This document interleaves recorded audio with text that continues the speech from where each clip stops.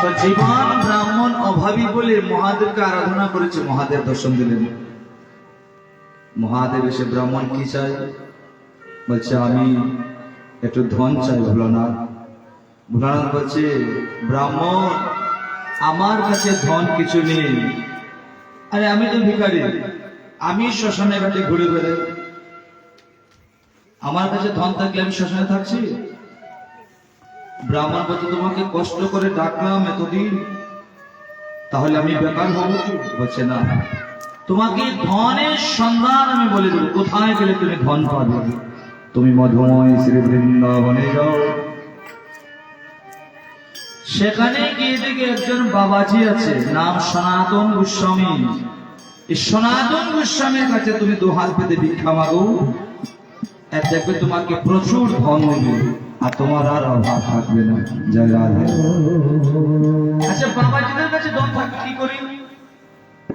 মহাদেব যে বললো বাবাজির কাছে ধন পাবে, কি করে পাবে?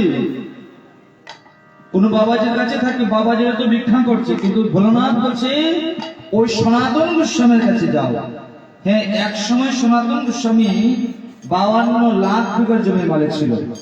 ভাবুন, সেই মালদা জেলা বাড়ি ছিল কলকাতা, 52 লক্ষ বিঘার জমির মালিক ছিল। কিন্তু যেদিন গৌর কৃপা, কৃষ্ণ কৃপা পেয়ে গিয়েছে, সমস্ত ছেড়ে উনি একটি বস্ত্র পরিধান করে বৃন্দাবনে চলে গিয়েছে রাধে রাধে করতে। ভাবুন, গৌর নামের এত মহিমা। এখন বৃন্দাবনে তো রাধে রাধে করে ভিক্ষা করে, এখন ভিক্ষার সময় পেয়ে গিয়েছিল একটা পরশমণি, পরশমাত।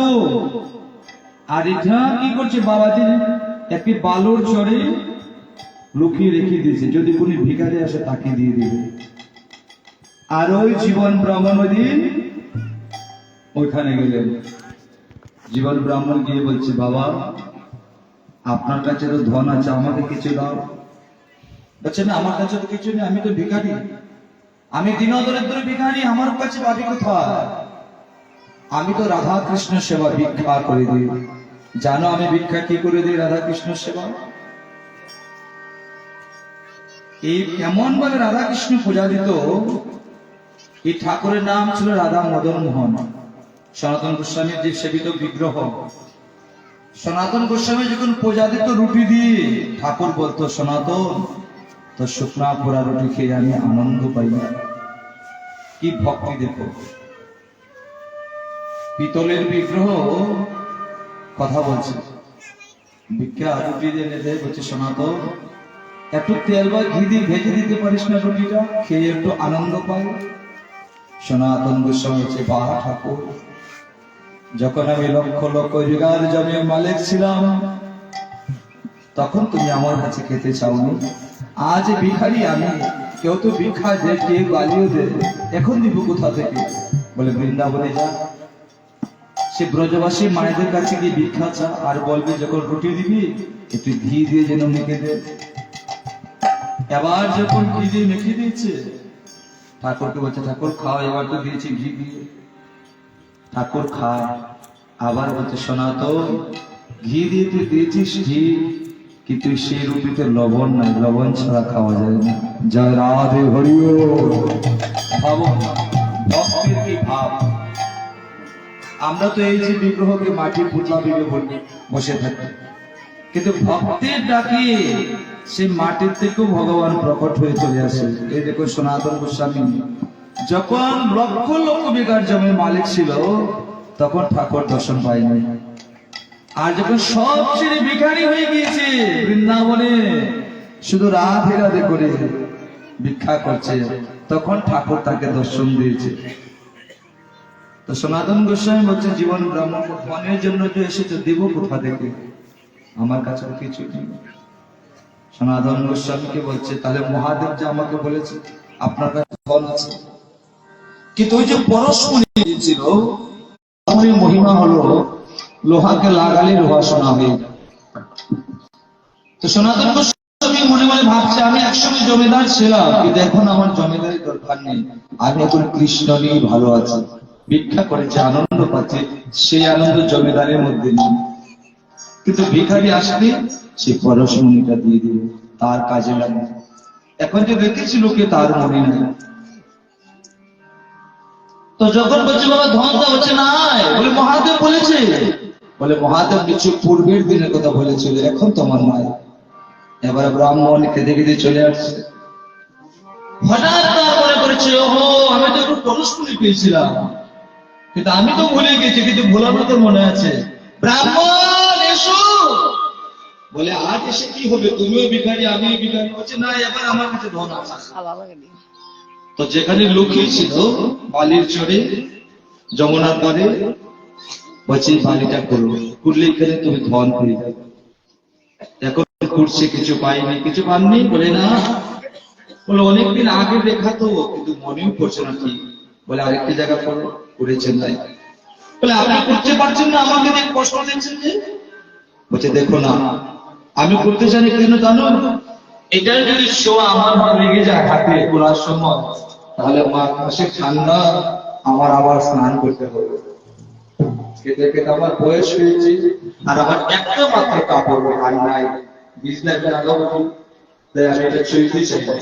ভাবা এত বড় মহাপুরুষ, এই পরশমণি পৃথিবীর সমস্ত লোহাকে সোনা বানানোর যার যোগ্যতা আছে, কিন্তু সে সনাতন গুরুর সঙ্গে বর্ষ করছে। তবে তুমি করো, এবার করে দিয়ে গেলেন।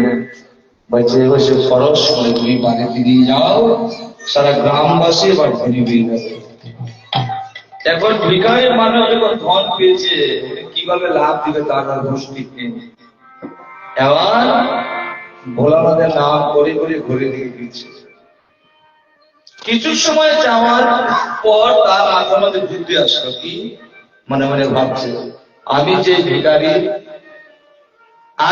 ভিখারি সনাতন গোস্বামী তো ভিখারি, কিন্তু উনি এতগুলো সম্পদ আমাকে দিয়ে দিল, তার কোনো দুঃখই নাই। তবে বুঝে গেছি বাবাজি আমাকে ঠকিয়েছে। তার মানে বাবাজির মধ্যে আরো মহাপুরুষ মনে আছে, মহারত্ন আছে, ধন আছে, তাই তো এই ধনটা তার কাছে তুচ্ছ। মনে মনে ভাবছে, যে ধনী হইয়া ধনী মনির না মানে মনি, আমি সেই ধন নত সিঁড়ে গিয়ে মানবো আমি। এবার চলে আসলে সনাতন গোস্বামীর কাছে, এসে বলছে বাবা আপনি তো ভিখারি আর আমিও তো ভিখারি। হ্যাঁ ঠিকই, আপনি এত বড় সম্পদ রাখবেন না, তাহলে আপনার কাছে অন্য কোনো ধন আছে? বলছে আমার কাছে আছে মহামূল্য ধন সম্পদ। বলে তাহলে আমাকে কেন ঠকাচ্ছেন, আমাকে মহামূল্য সম্পদ দাও। বলে পারবে এই সম্পদটাকে জলে ফেলে দিতে, যমুনা। বলে চলে বলে দাও সম্পদ, বলে যমুনায় স্নান করে আসো। আর যমুনা মহারানের এত কৃপা, যে হয় যমুনা ডুব দেয় তাকে কৃষ্ণ ভক্তি দিয়ে দেয়। যখন ডুব দিয়ে এসেছে, উঠে এসে তার মধ্যে কৃষ্ণ ভক্তি জাগরিত হয়ে গেছে। এবার বাবা জিজ্ঞেস করছে, বাবা এবার আমাকে দাও সম্পদ। সম্পদ আর কি দিবে? কর্ণে হরে কৃষ্ণ মহামন্ত্র নাম শুনিবে, হরে কৃষ্ণ কৃষ্ণ কৃষ্ণ হরে হরে, হরে রাম রাম রাম হরে।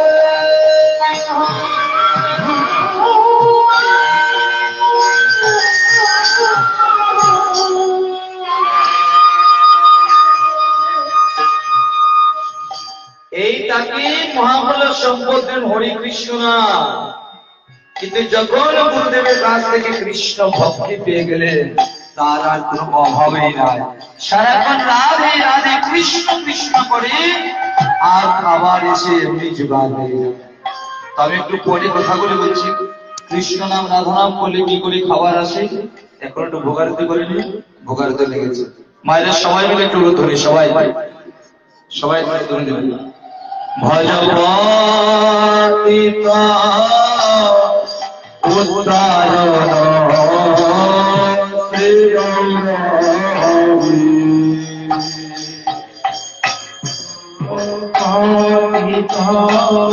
উত্তরায়ণ শ্রী গৌরহরি, শ্রী গৌর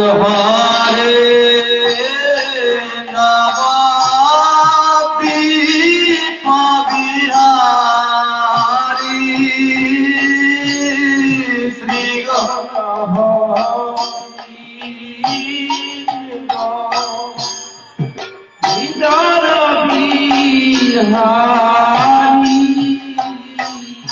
হরে দাদায়া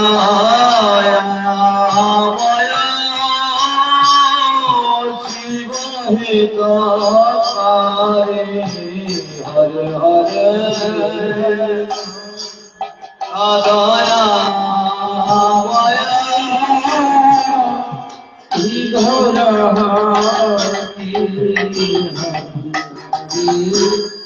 ऐसा ऐसा महाप्रभु करी निवेदन ऐसा ऐसा महाप्रभु हरि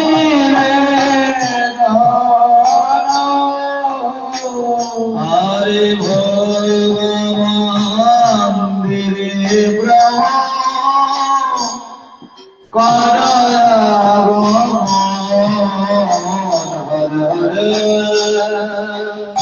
भगवान मेरे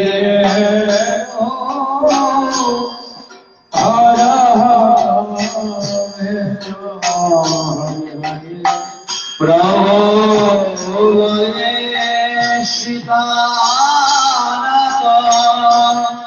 मंदिर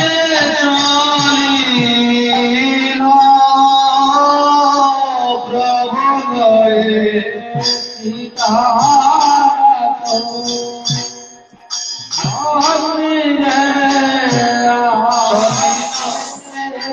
आरे मध्याह्न समय काले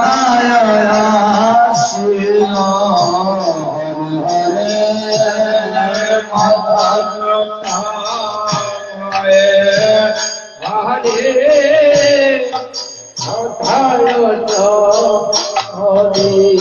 हरे